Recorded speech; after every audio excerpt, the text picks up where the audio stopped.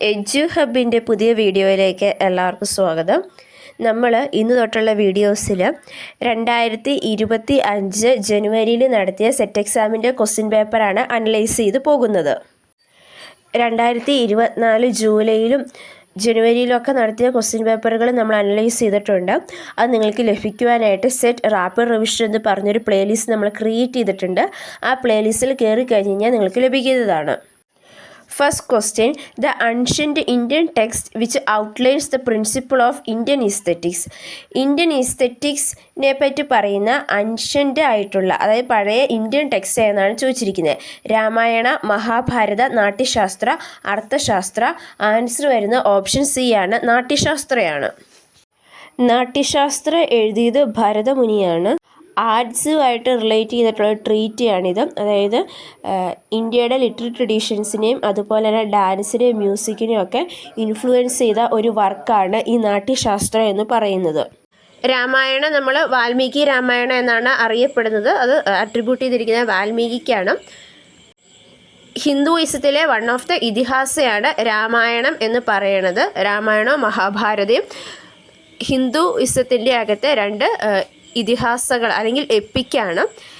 ഈ രാമായണത്തിൻ്റെ അകത്ത് രാമൻ്റെ യാത്രയാണ് പറയപ്പെടുന്നത്. മഹാഭാരത എഴുതിയിരിക്കുന്ന വേദവ്യാസയാണ്. സാൻസ്ക്രിറ്റ് ലാംഗ്വേജിലാണ് ഇത് എഴുതിയിരിക്കുന്നത്. കുരുക്ഷേത്ര വാറുമായിട്ട് റിലേറ്റ് ചെയ്തിട്ടുള്ള ഇവൻസും ആ കുരുക്ഷേത്ര വാറ് കഴിഞ്ഞിട്ടുള്ള കാര്യങ്ങളുമാണ് ഈ മഹാഭാരതയിൽ നറേറ്റ് ചെയ്തിരിക്കുന്നത്. അർത്ഥശാസ്ത്രം എന്ന് പറയുന്നത് ഒരു ഏൻഷ്യൻ്റ് ഇന്ത്യൻ സാൻസ്ക്രിറ്റ് ട്രീറ്റിയാണ്. Statecraft, political science, economic policy, military strategy എന്നിവയെല്ലാമാണ് ഇതിൻ്റെ അകത്ത് പരാമർശിക്കപ്പെട്ടിരിക്കുന്ന കാര്യങ്ങൾ എന്ന് പറയുന്നത്. ഇത് ചാണക്യ, അതായത് കൗഡല്യ, വിഷ്ണുഗുപ്ത എന്ന പേരിലൊക്കെ അറിയപ്പെടുന്ന ചാണക്യയാണ് ഇത് എഴുതിയിരിക്കുന്നത്. Next question, who among the following is famous for compilation of poetic verses Gitanjali reflecting elements of Indian aesthetics? അതായത് ഇന്ത്യൻ ഈസ്തെറ്റിക്സ് ഒക്കെ റിഫ്ലക്റ്റ് ചെയ്യുന്ന ഗീതാഞ്ജലി എന്ന് പറയുന്നത് പോയറ്റിക് വേഴ്സ് ആരുടെയാണ്, അല്ലെങ്കിൽ അത് വഴി ഫേമസ് ആയിട്ടുള്ള വ്യക്തി ആരെന്നാണ് ചോദിച്ചിരിക്കുന്നത്. റൈറ്ററിൻ്റെ പേരാണ് ചോദിച്ചിരിക്കുന്നത്. രവീന്ദ്രനാഥ് ടാഗോർ, കബീർ ദാസ്, അമീർ ഖുസ്രോ, തുളസിദാസ്. ആൻസർ വരുന്ന ഏതാണ്? നമുക്ക് എല്ലാവർക്കും അറിയാവുന്നതാണ്. ഓപ്ഷൻ 1 ആണ്, രവീന്ദ്രനാഥ് ടാഗോറാണ് ഗീതാഞ്ജലി എഴുതിയ വ്യക്തി എന്ന് പറയുന്നത്. ഗീതാഞ്ജലി എന്ന് പറയുന്നത് ഒരു കളക്ഷൻ ഓഫ് പോയട്രിയാണ്. അത് രവീന്ദ്രനാഥ് ടാഗോറിൻ്റെ ഏറ്റവും ഫേമസ് വർക്കാണ്. അത് 1910 പബ്ലിഷ് ചെയ്ത്. അതിനുശേഷം അദ്ദേഹം ഇത് ഇംഗ്ലീഷിലോട്ട് ട്രാൻസ്ലേറ്റ് ചെയ്തു. ഗീതാഞ്ജലി സോങ്സ് ഓഫറിംഗ് എന്ന് പറഞ്ഞുകൊണ്ട്. ഇത് 1912 പബ്ലിഷ് ചെയ്ത്. ഇതിന് ഇൻട്രൊഡക്ഷൻ എഴുതിയിരിക്കുന്നത് വില്യം ബട്ട്ലർ ഈറ്റ്സ് ആണ്. 1913 ഗീതാഞ്ജലിക്ക് നോബൽ പ്രൈസ് ലഭിച്ചു. കബീർ ദാസ് എന്ന് പറയണത് ഒരു വെൽ നോൺ ആയിട്ടുള്ള ഇന്ത്യൻ ഡിവോഷണൽ മിസ്റ്റിക് പോയിറ്റാണ്. ഹിന്ദുയിസത്തിലും സിഖിസത്തിലും സൂഫിസത്തിലും എല്ലാം ഒരുപോലെ ഇമ്പോർട്ടൻ്റ് ആയിട്ടുള്ളൊരു ഫിഗറായിട്ട് നിലകൊണ്ട വ്യക്തിയാണ് അദ്ദേഹം. കബീർ ദാസിൻ്റെ റൈറ്റിങ്സ് ഒക്കെ ഭക്തി മൂവ്മെൻറ്റ് വളരെയധികം ഇൻഫ്ലുവൻസ് ചെയ്തിട്ടുണ്ട്. അദ്ദേഹത്തിൻ്റെ ഗ്രേറ്റ് റൈറ്റിംഗ് ആയിട്ട് കരുതിയിരിക്കുന്ന ബിജക്കാണ്. അതൊരു ഹ്യൂജ് കളക്ഷൻ ഓഫ് പോംസ് ആണ്.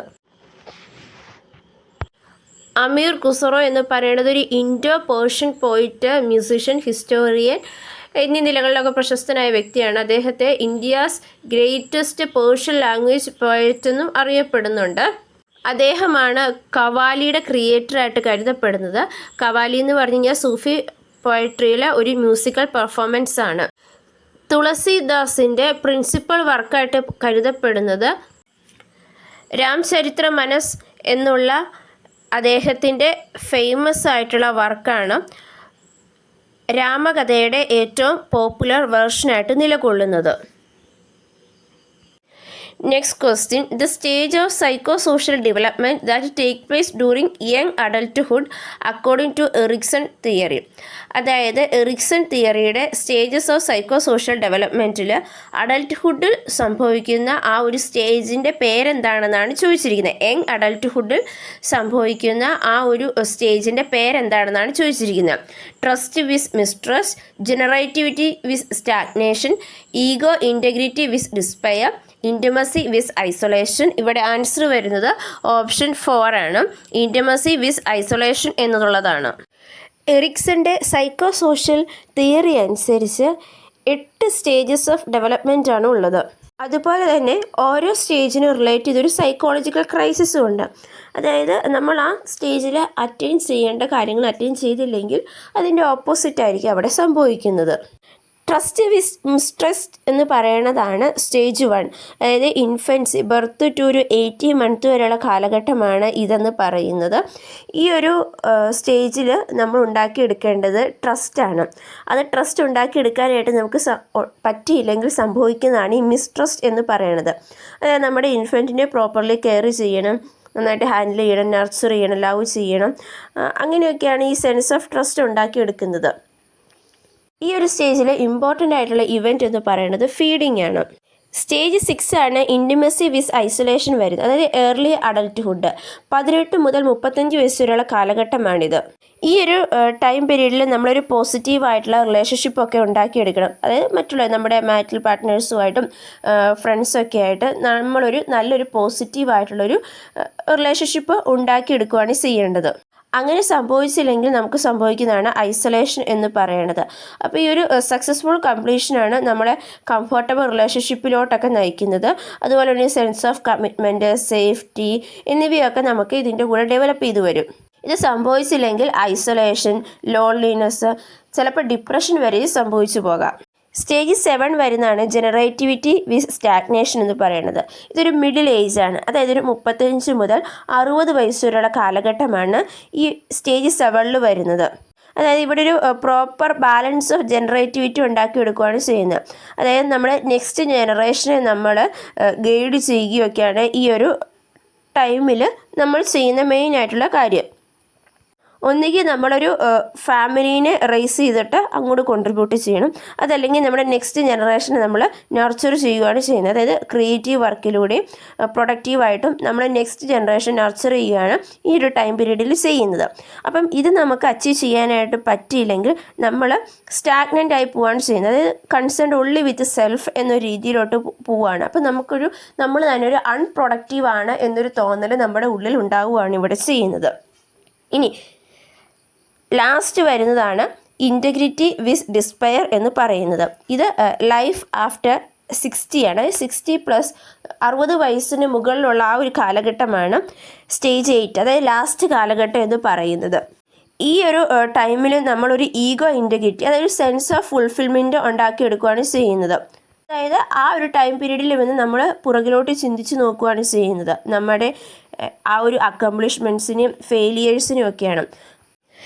ഈ ഒരു സമയത്ത് നമ്മൾ തിരിഞ്ഞു നോക്കിക്കഴിയുമ്പോൾ നമ്മൾ വർത്ത് വൈലാണ് എന്നൊക്കെയാണെങ്കിൽ തോന്നണമെങ്കിൽ നമ്മൾ ഡെത്തിന് നല്ല രീതിയിൽ, അതായത് ഞാൻ ചെയ്യേണ്ട കാര്യങ്ങളൊക്കെ ചെയ്തു, ഞാൻ ഹാപ്പിയാണ് എന്നൊക്കെ ഒരു തോന്നലുണ്ടെങ്കിൽ നമ്മൾ ഡെത്തിന് നല്ല രീതിയിൽ ഹാൻഡിൽ ചെയ്യൂ എന്നാണ് പറയുന്നത്. ഇനി നമ്മുടെ ലൈഫ് ഒരു അൺപ്രൊഡക്റ്റീവ് ആയിരുന്നു എന്നൊരു തോന്നലാണെങ്കിൽ, അല്ലെങ്കിൽ അൺപ്രൊഡക്റ്റീവ് ആണെങ്കിൽ നമുക്ക് ഈ ഒരു സമയത്ത് ഒരു ഗിൽട്ട് തോന്നും നമ്മുടെ പാസ്റ്റിനെ പറ്റി. അതായത് എനിക്ക് എൻ്റെ ലൈഫ് ഗോൾസ് ഒന്നും അച്ചീവ് ചെയ്യാനായിട്ട് പറ്റിയില്ല, നമ്മളങ്ങനെ ഒരു ഡിസാസ്റ്റിഫൈഡ് ആയി പോവുകയാണ് ചെയ്യുന്നത്. അപ്പോൾ നമുക്ക് ഒരു ഡെസ്പയർ ആണ് ഇവിടെ ഡെവലപ്പ് ചെയ്തെടുക്കുന്നത്. Next question, the spiritual teacher Tirthankara is related to which religion?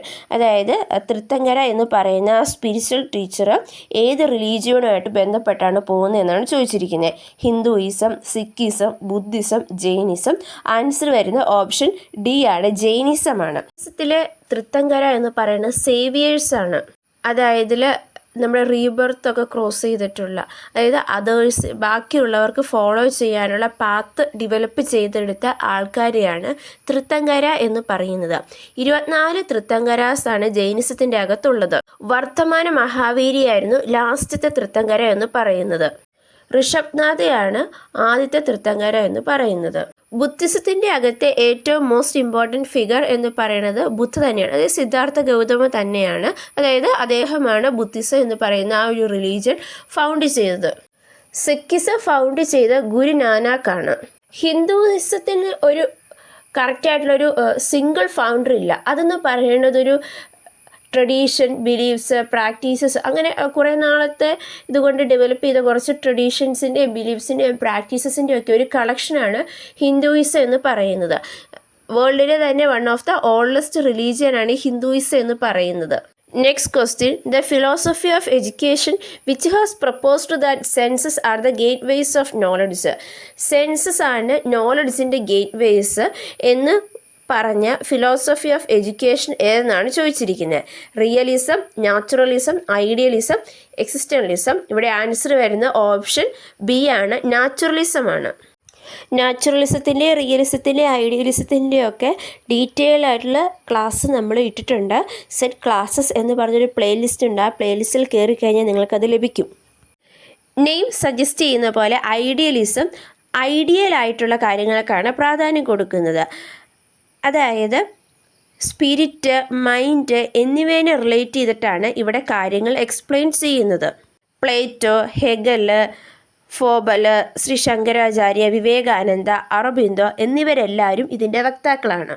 Mind, soul, spirit, അതുപോലെ തന്നെ വാല്യൂസ് ആയിട്ടുള്ള ട്രൂത്ത്, ഗുഡ്നെസ്, ബ്യൂട്ടി എന്നിവയ്ക്കൊക്കെ വളരെയധികം പ്രാധാന്യം കൊടുക്കുന്ന ഒരു ഫിലോസഫിയാണ് ഐഡിയലിസം എന്ന് പറയുന്നത്. ഐഡിയാസ് തന്നെയാണ് ഇവിടെ പ്രാധാന്യം കൊടുക്കുന്നത്.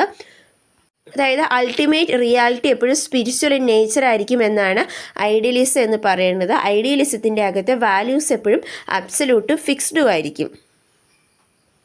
നാച്ചുറലിസം അല്ലെങ്കിൽ മെറ്റീരിയലിസം എന്ന് പറയുന്ന ഫിലോസഫി പ്രാധാന്യം കൊടുക്കുന്നത് നേച്ചറിനും നാച്ചുറൽ ആയിട്ടുള്ള കാര്യങ്ങൾക്കുമാണ്. അതായത് സയൻറ്റിഫിക് ആയിട്ട് തെളിയിക്കാനായിട്ട് പറ്റുന്ന കാര്യങ്ങൾക്ക് മാത്രമാണ് നാച്ചുറലിസം പ്രാധാന്യം കൊടുക്കുന്നത്. മെറ്റീരിയൽ വേൾഡ് മാത്രമാണ് റിയൽ വേൾഡ് എന്നാണ് പറയുന്നത്. നമ്മുടെ ഐഡിയലിസത്തിന് ജസ്റ്റ് ഓപ്പോസിറ്റാണ് നാച്ചുറലിസം എന്ന് പറയുന്നത്. സൂപ്പർ നാച്ചുറൽ ഫോഴ്സിൻ്റെയൊക്കെ ആ ഒരു എക്സിസ്റ്റൻസിനെ നാച്ചുറലിസം ഡിനൈ ചെയ്യുകയാണ് ചെയ്യുന്നത്. നമ്മുടെ വേൾഡിൽ സംഭവിക്കുന്ന എന്തൊരു കാര്യത്തിനും അല്ലെങ്കിൽ ഏതൊരു കാര്യവും നാച്ചുറൽ കോസസിനെ അല്ലെങ്കിൽ ലോസിനെ ബേസ് ചെയ്തുകൊണ്ടാണ് എന്നാണ് നാച്ചുറലിസം പറയുന്നത്. സെൻസസിലൂടെയാണ് നമുക്ക് നോളഡ്ജ് ലഭിക്കുക എന്നാണ് നാച്ചുറലിസം പറയുന്നത്. അതായത് ഏത് നോളഡ്ജ് ആയിക്കോട്ടെ അത് കോംപ്രഹെൻസിബിൾ ആകുന്നത് സെൻസിലൂടെയാണ് എന്നാണ് പറയുന്നത്. ഇവിടെ വാല്യൂസ് എപ്പോഴും സബ്ജക്റ്റീവും റിലേറ്റീവുമാണ്.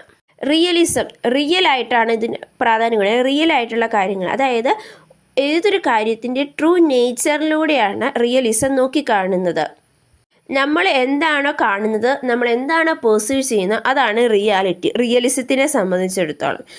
ഇവിടെയും നോളഡ്ജ് സെൻസിലൂടെ ലഭിക്കുന്നത് തന്നെയാണ് ട്രൂ ആയിട്ട് കരുതപ്പെടുന്നത്. അരിസ്റ്റോട്ടലിനെയാണ് നമ്മൾ ഫാദർ ഓഫ് റിയലിസം, അതുപോലെ തന്നെ സയൻറ്റിഫിക് മെത്തേഡിൻ്റെ ഫാദറായിട്ട് കരുതപ്പെടുന്നത്. റിയലിസവും നാച്ചുറലിസവും തമ്മിൽ ഒത്തിരി കാര്യങ്ങളിൽ സാമ്യമുണ്ട്.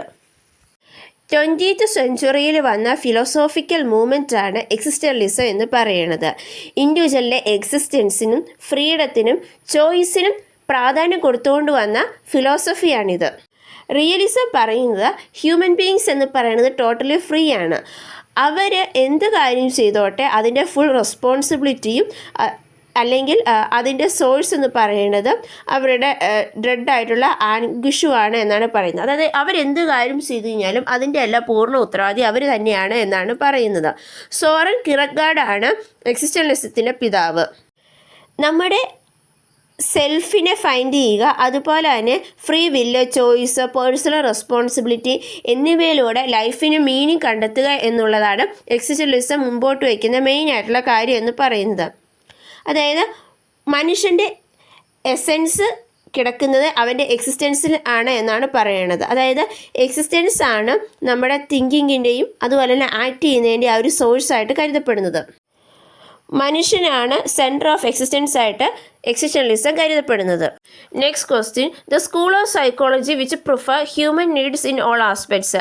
ഹ്യൂമൻ നീഡ്സിന് പ്രാധാന്യം കൊടുക്കുന്ന സ്കൂൾ ഓഫ് സൈക്കോളജി എന്നാണ് ചോദിച്ചിരിക്കുന്നത്. Behaviourism, psycho active, humanism, psycho analysis. ഇവിടെ ആൻസർ വരുന്ന ഓപ്ഷൻ സി ആണ്, ഹ്യൂമനിസമാണ്. ബിഹേവിയറിസത്തിൻ്റെ ഏറ്റവും ശക്തനായ വക്താവ് എന്ന് പറയുന്നത് JB വാട്സൺ ആണ്. ബിഹേവിയറിസം പ്രാധാന്യം കൊടുക്കുന്നത് ഒവേർട്ടായിട്ടുള്ള അല്ലെങ്കിൽ ഒബ്സർവറബിൾ ബിഹേവിയേഴ്സിനാണ്. അതായത് നമുക്ക് സയൻറ്റിഫിക്കായിട്ട് മെഷർ ചെയ്യാനായിട്ട് സാധിക്കുന്ന ബിഹേവിയേഴ്സിനെ പറ്റി അല്ലെങ്കിൽ കാര്യങ്ങളെപ്പറ്റി നമ്മൾ പഠിക്കുകയാണ് ബിഹേവിയറിസത്തിൽ ചെയ്യുന്നത്. ബിഹേവിയറിസം വിശ്വസിക്കുന്ന എൻവയോൺമെൻറ്റൽ ഫോഴ്സസ് ആണ് ഒരാളുടെ ബിഹേവിയർ ഡിറ്റർമൈൻ ചെയ്യുന്നതിനും അതുപോലെ തന്നെ പേഴ്സണാലിറ്റി ഷേപ്പ് ചെയ്യുന്നതിലും ഇമ്പോർട്ടൻറ്റ് ഫാക്ടറായിട്ട് നിലകൊള്ളുന്നത്. നമ്മുടെ എൻവയോൺമെൻറ്റിൽ ഉള്ള ഇൻട്രാക്ഷൻ വഴിയാണ് ബിഹേവിയർ ലേൺ ചെയ്യുന്നത് എന്നാണ് ബിഹേവിയറിസം പറയുന്നത്. സൈക്കോ അനാലിസിസ് എന്ന് പറയുന്നത് ഒരു സിസ്റ്റം ഓഫ് സൈക്കോളജിയാണ്. ഇത് സിഗ്മണ്ട് ഫ്രോയിഡുമായിട്ട് ബന്ധപ്പെട്ടാണ് പോകുന്നത്. അൺകോൺഷ്യസ് ആയിട്ടുള്ള മെൻ്റൽ പ്രോസസ്സിനെ പറ്റി അനലൈസ് ചെയ്ത് ഹ്യൂമൻ ബിഹേവിയറിനെ പറ്റി പഠിക്കുകയാണ് ഇവിടെ ചെയ്യുന്നത്. ഫ്രീ അസോസിയേഷൻ, ഡ്രീം അനാലിസിസ് എന്നീ മെത്തേഡുകളാണ് ഇവിടെ യൂസ് ചെയ്യുന്നത്. ഹ്യൂമനിസം എന്ന് പറയുന്നത് ഹ്യൂമൻ സെൻറ്റേർഡ് ആയിട്ടുള്ള സ്കൂൾ ഓഫ് സൈക്കോളജിയാണ്. ഹ്യൂമൻസിൻ്റെ നീഡ്സിനാണ് ഇവിടെ പ്രാധാന്യം കൊടുക്കുന്നത്. അതായത് ഇവിടെ ഹ്യൂമനെയാണ് സെൻറ്ററായിട്ട് കരുതപ്പെടുന്നത്. സ്വന്തം കാര്യങ്ങളെ നിയന്ത്രിക്കാനും ചുറ്റുമുള്ള ലോകത്തെ തൻ്റെ ഇഷ്ടം അനുസരിച്ച് പരിവർത്തനം ചെയ്യാനും ശേഷിയുള്ള ഒരു വ്യക്തിയായിട്ടാണ് ഹ്യൂമനിസം മനുഷ്യനെ കാണുന്നത്. Next question. A psychological theory that states that a person's personality is determined by a set of stable characteristics that are consistent over time. അതായത് ഒരു പേഴ്സൻ്റെ പേഴ്സണാലിറ്റി ഡിറ്റർമൈൻ ചെയ്യുന്നത് കുറേ നാളത്തേക്ക് നിലനിൽക്കുന്ന കുറച്ച് സ്റ്റേബിളായിട്ടുള്ള ക്യാരക്ടറിസ്റ്റിക്സിനെ ബേസ് ചെയ്തുകൊണ്ടാണ്, അല്ലെങ്കിൽ പ്രത്യേകതകളെ ബേസ് ചെയ്തുകൊണ്ടാണ് എന്ന് പറഞ്ഞ് സൈക്കോളജിക്കൽ തിയറി എന്നാണ് ചോദിച്ചിരിക്കുന്നത്. Psycho analytic approach, type approach, trait approach, humanistic approach. ഇവിടെ ആൻസർ വരുന്നത് ഓപ്ഷൻ സി ആണ്, ട്രെയ്റ്റ് അപ്രോച്ചാണ്. ട്രെയ്റ്റ് അപ്രോച്ചിൽ ട്രെയ്റ്റ് എന്ന ടേം റെഫർ ചെയ്യുന്നത് എന്താണെന്ന് വെച്ച് കഴിഞ്ഞാൽ റിലേറ്റീവ്ലി പെർമനൻ്റ് ആയിട്ടുള്ള അല്ലെങ്കിൽ കൺസിസ്റ്റൻ്റ് ആയിട്ടുള്ള ജനറൽ ആയിട്ടുള്ള ബിഹേവിയർ പാറ്റേൺസ് ഒരു പേഴ്സൺ എക്സിബിറ്റ് ചെയ്യുന്നത്. അതായത് മോസ്റ്റ് സിറ്റുവേഷനിലും ഒരു പേഴ്സൺ എക്സിബിറ്റ് ചെയ്യുന്ന പെർമനൻ്റ് ആയിട്ടുള്ളതും കൺസിസ്റ്റൻറ്റും ആയിട്ടുള്ള ജനറൽ ബിഹേവിയറിനെയാണ് നമ്മൾ ട്രെയ്റ്റ് എന്നതുകൊണ്ട് ഉദ്ദേശിക്കുന്നത്. അതായത് ഓരോ ഇൻഡിവിജ്വലിൻ്റെയും പേഴ്സണാലിറ്റി എന്ന് പറയുന്നത് ഇതുപോലുള്ള ഒരു കുറച്ച് ഡിഫറെൻ്റ് ആയിട്ടുള്ള ബിഹേവിയർ ട്രെയ്റ്റ്സിൻ്റെ ഒരു കോമ്പിനേഷനാണ്. ഇത് നമ്മൾ ഒരാളെ കണ്ടിന്യൂസ് ആയിട്ട് ഒബ്സർവ് ചെയ്യുമ്പോഴൊക്കെയാണ് നമുക്കത് മനസ്സിലാക്കാനായിട്ട് സാധിക്കുക. കാറ്റൽ, ആൽപോർട്ട്, ഐസങ്ക് എന്നിവരാണ് ഈ ട്രെയ്റ്റ് അപ്രോച്ചിൽ മെയിൻ ആയിട്ടുള്ള തിയറീസ് പുട്ട് ഫോർവേഡ് ചെയ്ത വ്യക്തികളെന്ന് പറയുന്നത്. നമ്മൾ ചില വ്യക്തികളെ എടുത്തു കഴിയുമ്പോൾ മദർ തെരേസേനൊക്കെ എടുത്തു കഴിയുമ്പോൾ നമ്മൾ ഭയങ്കര കൈൻഡ് ആയിട്ടുള്ള വ്യക്തിയാണ് എന്നൊക്കെ നമ്മൾ പറയും. അപ്പോൾ ആ ഒരു കൈൻഡ്നെസ് എന്ന് പറയണതാണ് ആ ഒരു പേഴ്സൻ്റെ ആ ഒരു ജനറൽ ആയിട്ടുള്ള ബിഹേവിയർ എന്ന് പറയുന്നത്. അപ്പോൾ ഇങ്ങനെയുള്ള ഈ ഒരു ബിഹേവിയറിനാണ് നമ്മൾ ട്രെയ്റ്റ് എന്ന് പറയുന്നത്. സൈക്കോ അനലിറ്റിക്കൽ അപ്രോച്ച് അല്ലെങ്കിൽ സൈക്കോ ഡൈനാമിക് തിയറി ബേസ് ചെയ്തിരിക്കുന്ന അസംഷൻ എന്ന് പറയുന്നത് ഒരു ഇൻഡിവിജ്വലിൽ കാണുന്ന അല്ലെങ്കിൽ ഒരു ഇൻഡിവിജ്വലിൻ്റെ നീഡ്സും ഇമ്പൾസസും തമ്മിലുള്ള ഇൻട്രാക്ഷൻ്റെയും കോൺഫ്ലിക്റ്റിൻ്റെയും ഫലമാണ് പേഴ്സണാലിറ്റി എന്നതിനെ ബേസ് ചെയ്തുകൊണ്ടാണ്. അതിൻ്റെ അകത്ത് ചിലതൊക്കെ അൺകോൺഷ്യസ് ലെവലിലുമാണെന്നാണ് പറയുന്നത്. ഫ്രോയിഡാണ് സൈക്കോ അനലിറ്റിക് തിയറിയുടെ വക്താവായിട്ട് കരുതപ്പെടുന്നത്.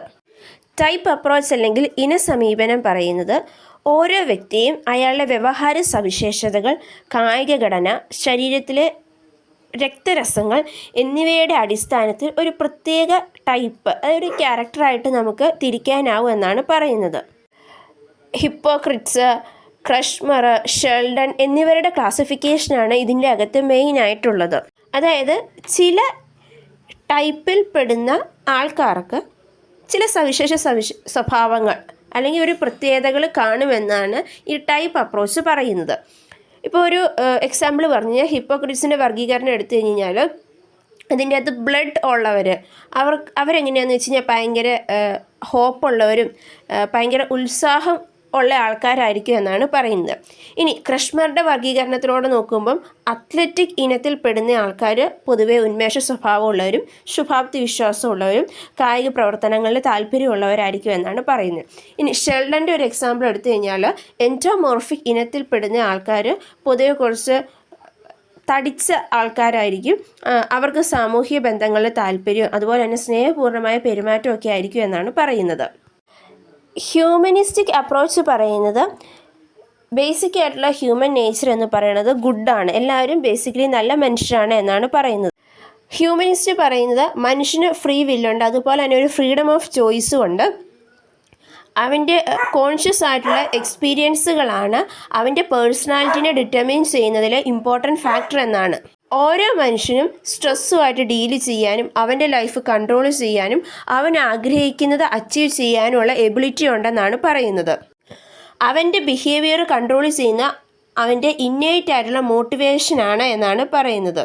സെൽഫ് ആക്ച്വലൈസേഷനിൽ എത്തിച്ചേരുക എന്നുള്ളതാണ് മനുഷ്യൻ്റെ ഒരു ഹയസ്റ്റ് ഡിസയർ ആയിട്ട് പറയുന്നത്. Next question. Dash is the process of social, psychological and cultural change that stems from the balancing of two cultures while adapting to the prevailing culture of the society. അതായത് നമ്മൾ രണ്ട് culture തമ്മിൽ ഉള്ള ഒരു balancing, അതായത് prevailing ആയിട്ടുള്ള culture നമുക്ക് adapt ചെയ്യുകയും ചെയ്യണം.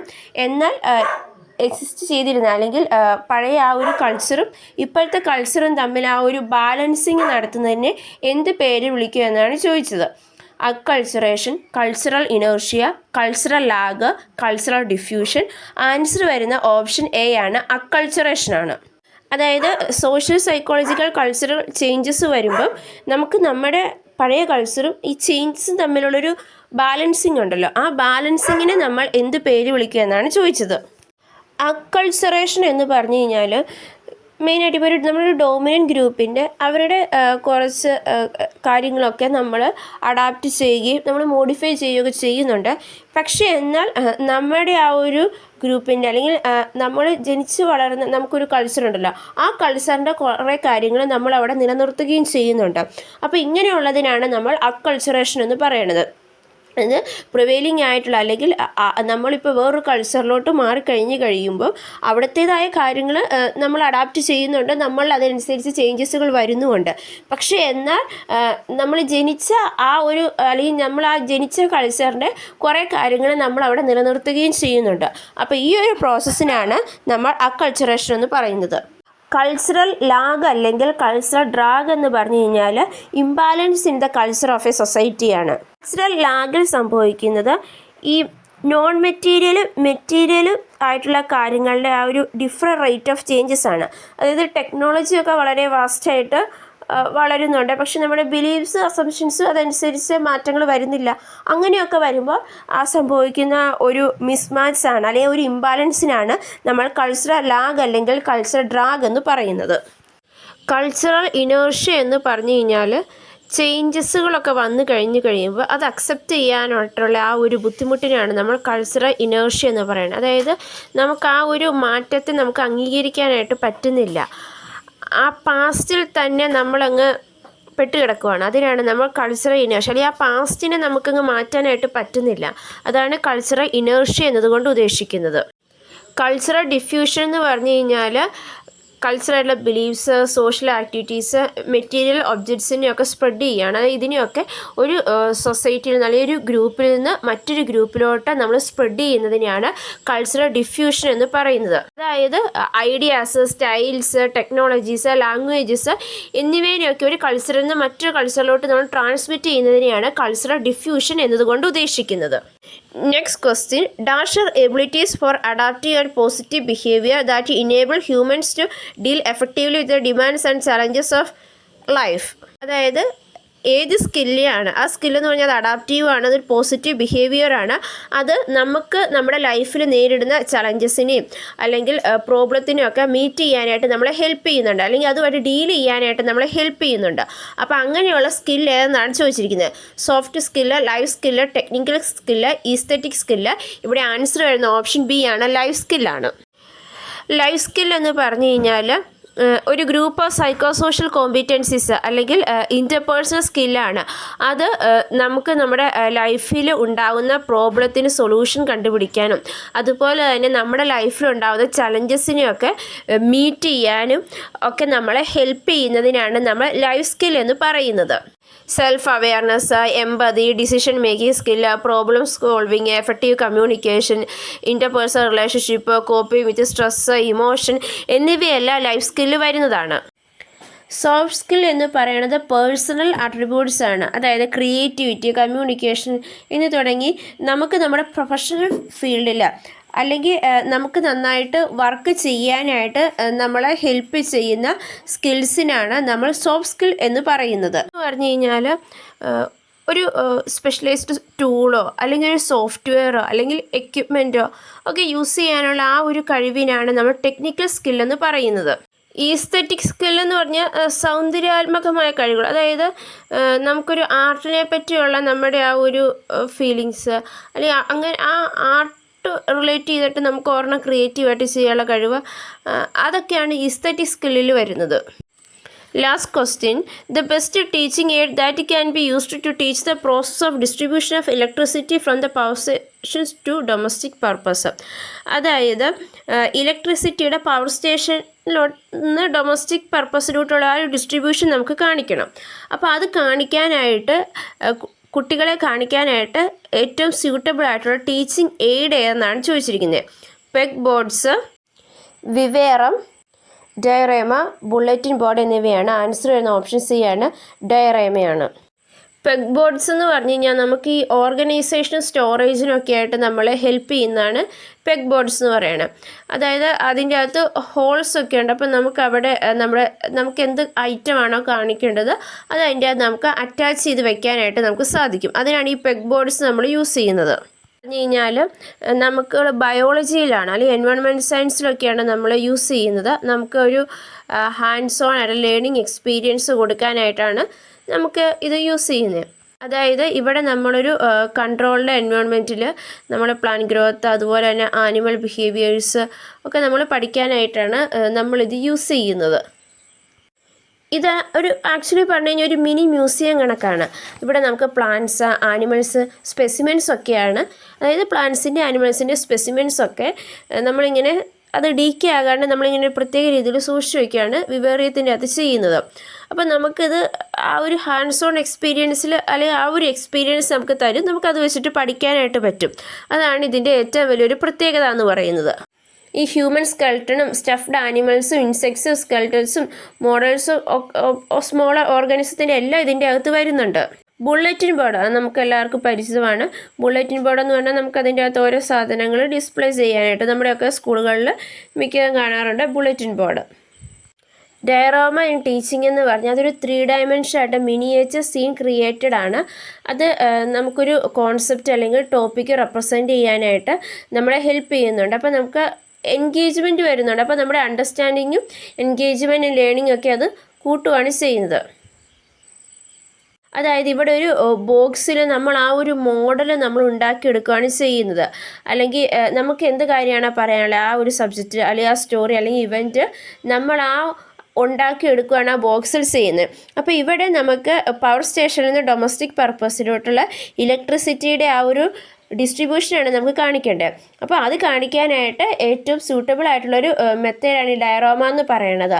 അവിടെ നമുക്കൊരു മോഡൽ ഉണ്ടാക്കാം. അപ്പോൾ ഇതിൻ്റെ ഒരു മോഡൽ ഉണ്ടാക്കിയിട്ട് നമുക്കിത് കുട്ടികളെ കാണിക്കാനായിട്ട് പറ്റും. അപ്പം പവർ സ്റ്റേഷനിൽ നിന്ന് ഇങ്ങനെയാണ് ഇലക്ട്രിസിറ്റി പോകുന്നത് എന്ന് പറഞ്ഞ് നമുക്കിങ്ങനെ പാത്തൊക്കെ കാണിച്ച് കുട്ടികൾക്ക് നമുക്കത് ഡിസ്പ്ലേ ചെയ്യാനായിട്ട് പറ്റും. കുട്ടികൾക്ക് കുറച്ചും കൂടെ ഈസി ആയിട്ട് അത് അണ്ടർസ്റ്റാൻഡ് ചെയ്യും. നമ്മൾ ക്ലാസ്സിൽ ഇങ്ങനെയാണ് പോകുന്നത് എന്ന് പറയുന്നതിനേക്കാൾ കൂടുതൽ നമ്മൾ ആ മോഡൽ അല്ലെങ്കിൽ ആ റൂട്ട് നമ്മൾ അവിടെ ഉണ്ടാക്കിയെടുത്തിട്ട് അത് വെച്ച് കുട്ടികളെ കാണിക്കുകയാണ് ചെയ്യുന്നത്.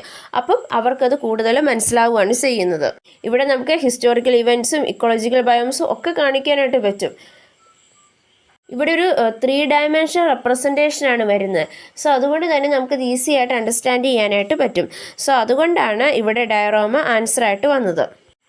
സോ നമ്മൾ 10 ക്വസ്റ്റ്യൻസും അതിൻ്റെ ആൻസേഴ്സുമാണ് അനലൈസ് ചെയ്ത് ഇത് നിങ്ങൾക്ക് മനസ്സിലായെന്ന് വിചാരിക്കുന്നു. ഈ വീഡിയോ നിങ്ങൾക്ക് ഇഷ്ടപ്പെട്ടു കഴിഞ്ഞാൽ ലൈക്ക് ചെയ്യുക, ഷെയർ ചെയ്യുക. അതുപോലെ തന്നെ നമ്മുടെ ചാനൽ സബ്സ്ക്രൈബ് ചെയ്യാത്തതാണെങ്കിൽ സബ്സ്ക്രൈബ് ചെയ്യുകയും തൊട്ടടുത്തുള്ള ബെൽ ഐക്കണിൽ ക്ലിക്ക് ചെയ്യുകയും ചെയ്യുക. താങ്ക്